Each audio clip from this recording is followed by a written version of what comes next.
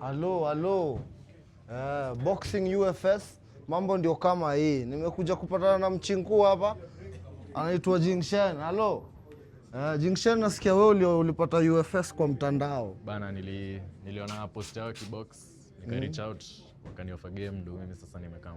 Umejipanga ama unapigwa knockout? Mimi nimejihami. Uko fit? Niko bie. For how long umecheza ndondi? Ndio uko so confident hivyo? Sijacheza boxing but nimefanya Muay Thai na kickboxing. So hii ni debut yangu. So uko confident leo unatoka na win? Leo natoka na win. Na ngoja nione mchinku leo kama atatufanyia mambo. Halo. Jina yako ya utani? Jina yako ya utani sasa utuweke mbwembwe. Labda nyinyi muamue. Mchinku iko sawa. Tai Chi master ndio huyu hapa. Niliwaletea Jet Li, sasa ndio huyu mwenyewe sasa. Si ndio?